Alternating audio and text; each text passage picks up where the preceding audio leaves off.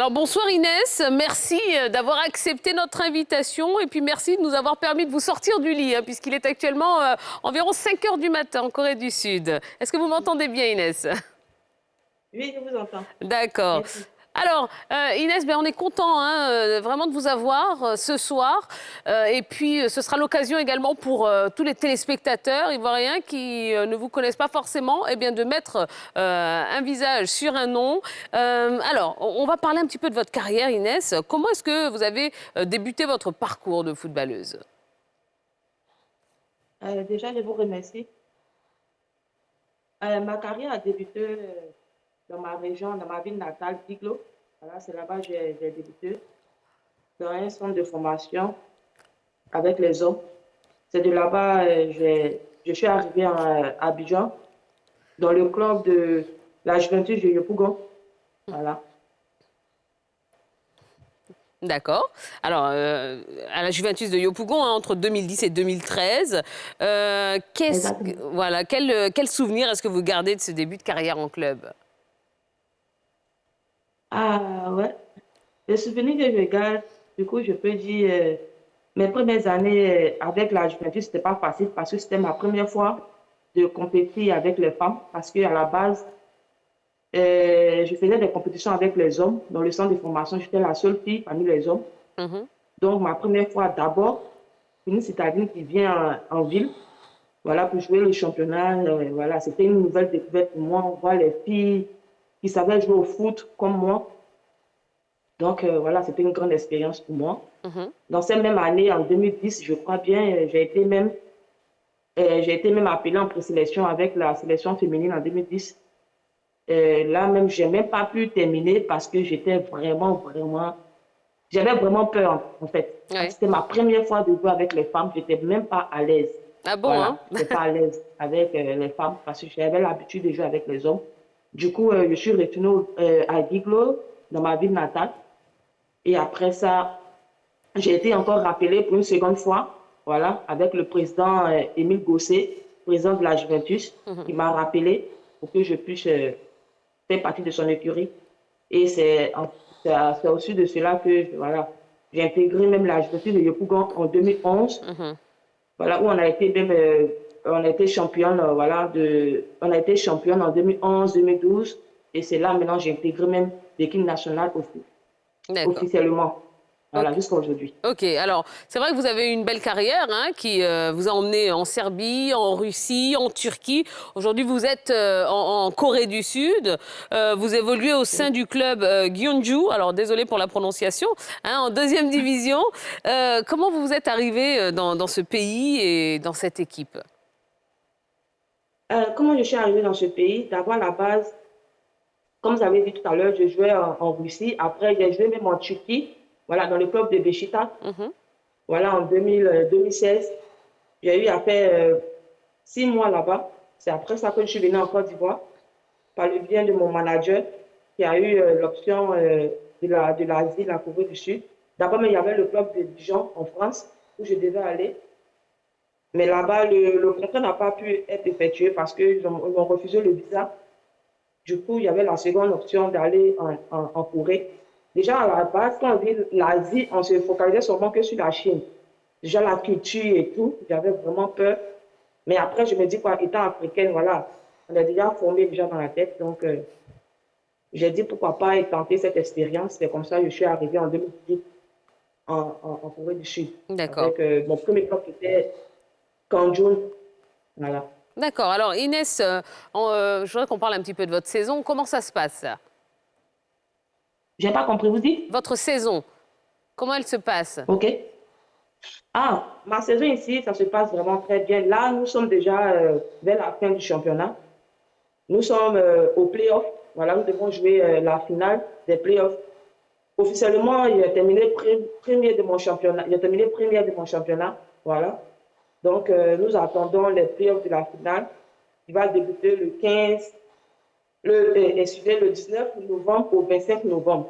Voilà. Mais précisément, je dois jouer aussi la Champions League qui débutera le 3 novembre au 12 novembre Mhm. à Ouzbékistan. J'espère que je le prononce bien. En Ouzbékistan, oui. Mhm. Ouais. exactement. D'accord. Alors, bon, en 2014, c'est vrai qu'il y a eu deux beaux rendez-vous hein, dans votre carrière. Il y a eu cette CAN en Namibie et puis ce mondial au Canada. Qu'est-ce que vous retenez de ces deux expériences?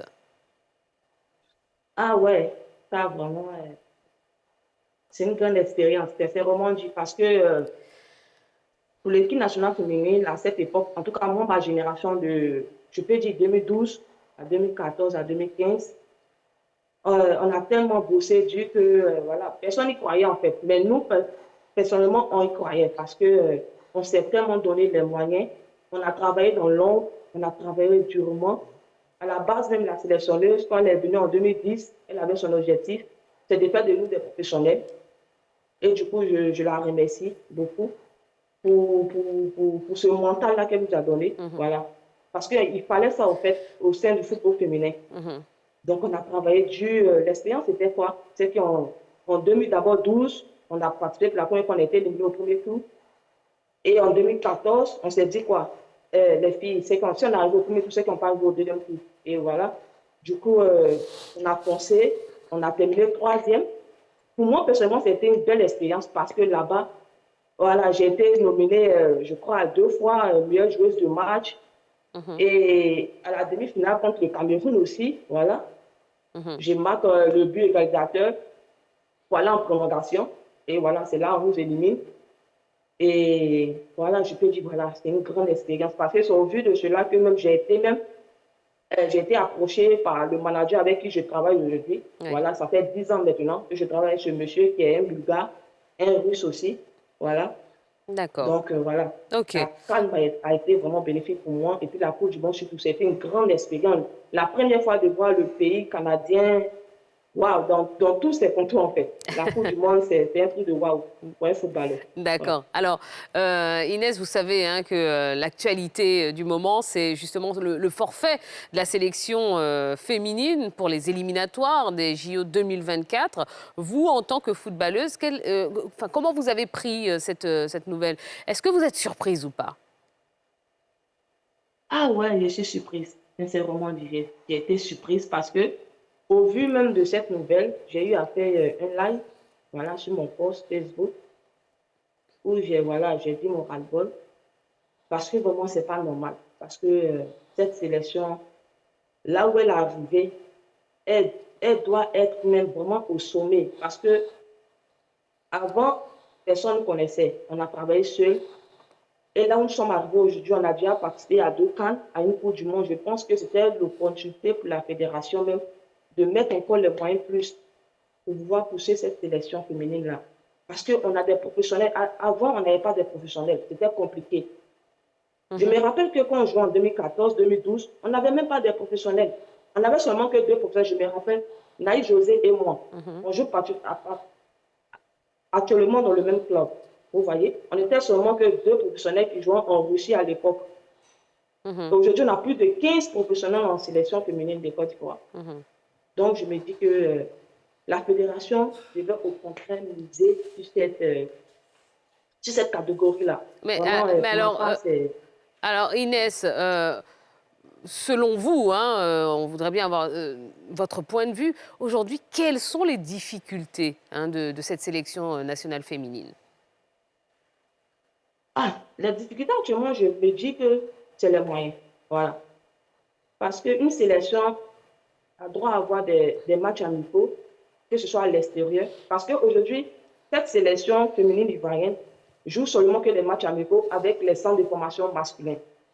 Ce qui n'est pas normal, parce qu'on ne joue pas avec les masculins en fait. On joue avec des femmes. Donc, c'est important pour nous de jouer avec des femmes. Voilà, des matchs amicaux surtout, à l'extérieur. Mais ça n'arrive pas. On n'a pas droit à cela. Donc, du coup, c'est difficile. Quand on parle de l'équipe nationale féminine fait des préparations, moi, je me demande de quelle préparation il s'agit en fait. Alors, on a également appris hein, qu'il y avait des problèmes de primes, des problèmes d'impayés. Qu'est-ce que vous pouvez nous dire à ce sujet? Ah, les questions de prix. Ah, si je veux dire là, si je veux parler là-dessus, vraiment, c'est un peu comique, mais c'est la réalité. Quelles sont les primes, quand même, Moi, je me dis, hein, pour mon expérience, pour ce que j'ai vécu au sein de la sélection féminine ivoirienne, c'est que lorsqu'on perd les matchs, on n'est pas récompensé. Non, ça, c'est clair. Lorsqu'on perd des matchs, on a seulement que des primes de transport.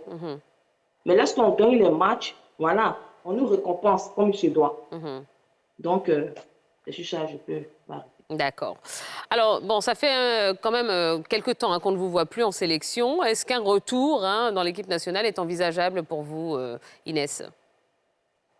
Ah, pour ma part, je suis toujours disponible parce que voilà, je suis une joueuse professionnelle. Voilà, je joue, j'ai l'amour de mon pays, j'ai l'amour de ma patrie. Du coup, si on m'appelle, je serai toujours disponible pour jouer avec mon pays. Mais bon, nous sommes aussi dans un pays, lorsque tu dis ton mécontentement, du coup, voilà, tu as droit à la chicotte. Donc, je pense qu'actuellement, je suis sur le cas disciplinaire. Donc, j'attends toujours, sinon que je peux jouer toujours. D'accord. J'espère faire partie encore de l'écurie de l'équipe nationale féminine. Ouais. Alors, Inès, vous venez de dire quelque chose d'extrêmement important. Vous dites on est dans un pays où, lorsqu'on dit les choses, on a le droit à la chicotte. Bon, qu'est-ce que vous avez dit concrètement? Ah, personnellement, voilà, j'ai dit mon ras-le-bol concernant, concernant l'équipe féminine. Ce qu'ils apportent même d'abord, je parle déjà de la fédération, déjà les primes concernant les défaites, parce que je n'ai pas dit les primes des matchs. Les primes des défaites, voilà, quand on nous donne des transports, c'est pas normal. Seulement que des transports, c'est pas normal parce que je me dis que on n'a pas signé pour ça. Parce qu'à la base, quand tu viens en sélection, tu ne signes rien. Tu viens parce que tu as l'amour de ton pays. On t'envoie seulement une convocation. Voilà, tu t'emmènes, tu joues, mais bon, lorsque tu perds, on te donne juste une prime, un transport, voilà, avant chez toi. Sachant que tu as fait des kilomètres pour venir en sélection. Ouais. Ça, c'est un. De deux, aujourd'hui, nos jeunes sœurs, je peux dire les locaux, voilà, en regroupement, elles n'ont pas de match en tant que tel, elles n'ont pas de bonne préparation. Vous voyez, dans le cas d'elles sont, que ce soit au centre technique de Bingerville, elles restent dans les préaux, après les entraînements, il y a pas assez de confort pour la sélection féminine ivoirienne. Voilà. Et pour les rassemblements, c'est pas ce qu'ils ne mettent pas les moyens qu'il faut. Du coup, j'ai eu à dire vraiment mon ras-le-bol, surtout même aussi pour les Jeux olympiques. J'ai trouvé que voilà, c'est pas normal qu'on disqualifie une grande nation, qui est la Côte d'Ivoire. Voilà, parce qu'on a le mérite. On devait même jouer cette compétition. Même si on a perdu les qualifs de la CAN, on devait au moins jouer ces Jeux olympiques. Parce que je suis en Corée du Sud. La sélection coréenne, sud-coréenne, actuellement, en train de jouer leur match.